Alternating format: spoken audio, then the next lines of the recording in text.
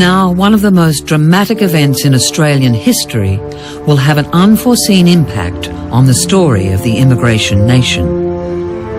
On the 11th of November 1975, the Governor-General dismisses the Whitlam Government. The proclamation which you have just heard read by the Governor-General's official secretary was countersigned Malcolm Fraser. Amidst the controversy, the top job is seized by Liberal Leader Malcolm Fraser, who will undoubtedly go down in Australian history from Remembrance Day 1975 as Kerr's Kerr.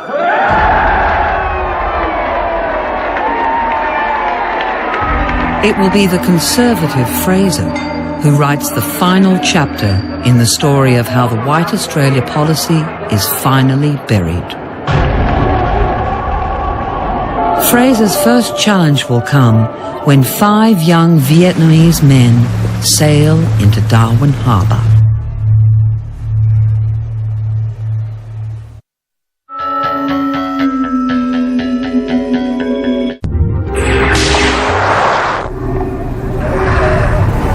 The first few days we get worried and we scared and worried so much. Don't know where we go, what life.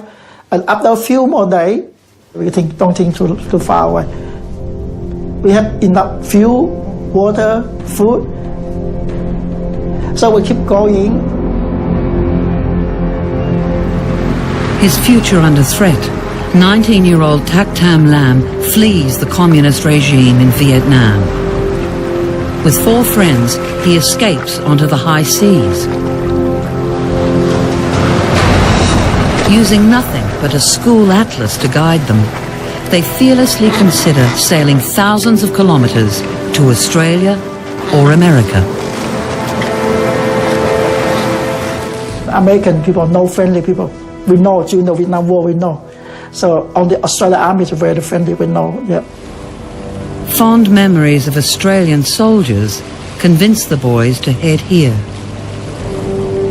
After 2 months at sea, they finally make it to Darwin Harbor. Pulling up next to a prawn trawler, they ask local fishermen what to do.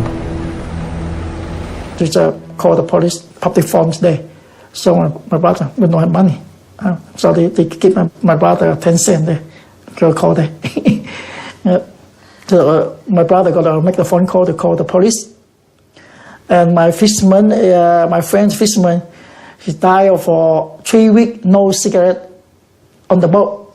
And so the fisherman smoked, so with the body language asked him to cigarette. And the fisherman showed the whole packet of cigarette to him and said, yeah, for you. Yeah. So I said, oh, Australia people very good, only one, but they give whole packet. I mean, very good country. That's not the country we like. The locals may be welcoming, but immigration officials are panic-stricken. The authorities think even 5 boys and 1 boat could cause public alarm. In his latest mission, Wayne Gibbons is ordered to Darwin to hush things up. Well, we kept the arrival of the boat, that first boat, into Darwin as low-key as we could. We didn't want to spook Australians. Boat arrivals directly into Australian territory risked creating an atmosphere that things were out of control. When the Australian public feels things are out of control, they generally turn against immigration. The government has managed to keep this first arrival under wraps. But just 2 years later, Prime Minister Fraser faces a crisis on an entirely different scale. There are now hundreds of thousands of refugees fleeing Vietnam, and several hundred boat people have already made it to Darwin. Vietnamese refugee boat number 48 arrived in Darwin yesterday with 113 people on board. Immigration Department officials have completed preliminary checks on the refugees and are now awaiting a decision on whether they'll be taken to a quarantine station for detailed health and immigration procedures. Meanwhile, the refugees remain on the enlisting boat, which will eventually join the dozens of others lying in and around the Darwin Harbor. Canberra dispatches Wayne Gibbons to Malaysia to set up refugee camps and stop the boats from coming directly to Australia. You would see them arrive with no standing room on the deck, and that looked awful. But when you opened the hatch and looked below, and you saw hundreds sometimes of people just stacked like sardines, literally like sardines. There was no room to move. How people survived those journeys was amazing. The exodus from Vietnam shows no sign of slowing down. The Những family fought against the communists. Now, like many others, they must flee. We were listed as the public enemy number 1. We are the most dangerous elements of the new society. We are scoundrels, we are scum of the earth, and we must be sent to labor camps. That is when Mum decided that at any cost we must escape. Like all Vietnamese, Phong's family are forbidden from leaving the country. But the government is pushing out the ethnic Chinese, and so the Nguyens assume false identities and escape on a packed ship.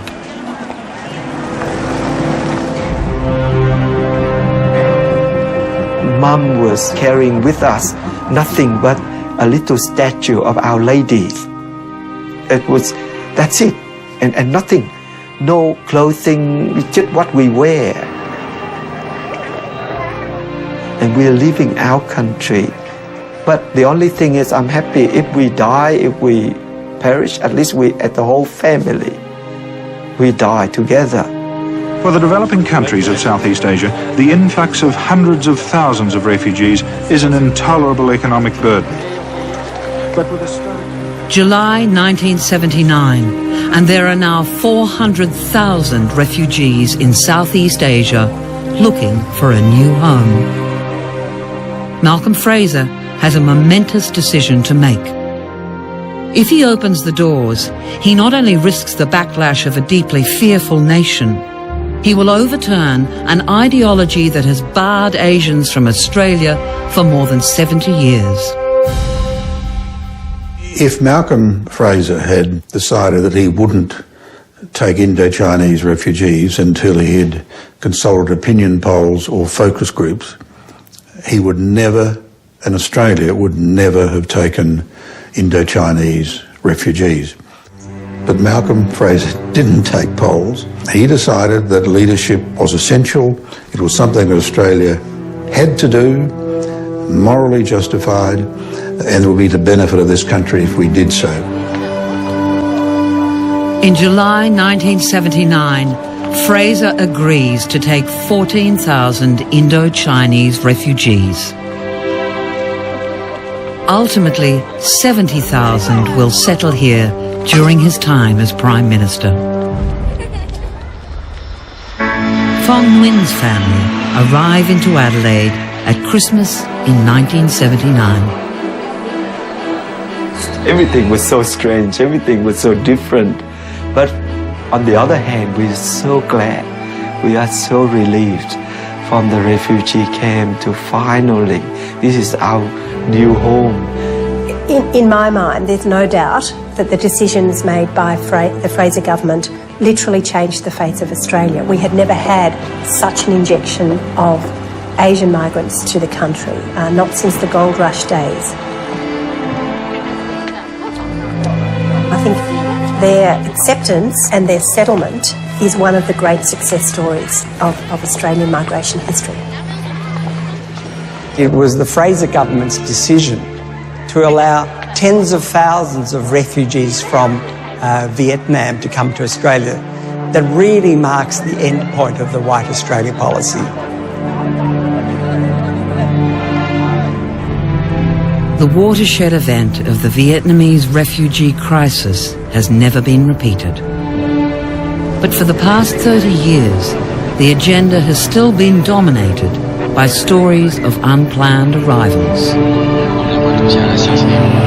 The arrival of the Tasser, we will decide who comes to this country and the circumstances in which they come. Australia has no obligation under international law. Australians are concerned when they see boats on our horizon, and they want to make sure that the government is actively managing to protect our borders. Boat people remain one of Australia's great fears. Although the arrival of unauthorised boats of asylum seekers has always generated extraordinary angst and extraordinary media coverage, the actual numbers coming to Australia have been tiny in absolute terms, on averages, however you want to look at it. Since the Vietnamese refugee crisis, around 20,000 boat people have arrived in Australia. At the same time, more than 3.5 million immigrants have made their home here, without provoking comment and largely with great success. We're a country of migrants. They've transformed the country, and we're indebted to them for the great contribution that they've made in helping us to overcome, to some extent, the social suffocation, the insularity, which has bedevilled us as an island country. Australia's probably been as successful as any country in the world in managing its immigration programs and in bringing together a very broad range of different national groups while maintaining harmony to a very large extent. But in celebrating the success of Australia, we should never lose sight of the reality of the difficulties and the tensions and the conflicts necessarily involved in mass migration. It's still work in progress. But Australia has made a remarkable journey since 1901, when its political leaders passed draconian laws to protect the dream of a white nation. It's taken a century and more of struggle, but the immigration nation we live in today has been achieved against the odds. We started the century with a massive contradiction. These universal values of freedom and tolerance and fairness, but they're being restricted to whites only and white Brits only. Now, finally, in the last 20, 30 years, we've got still these same core Australian values and characteristics, but now they're not being restricted to any one race or set. Now, anyone from any continent of the world is able to come to Australia and participate in that. And so it's the final realisation of the dream that was begun by a very different set of people with a very different set of ways of seeing the world back in 1901.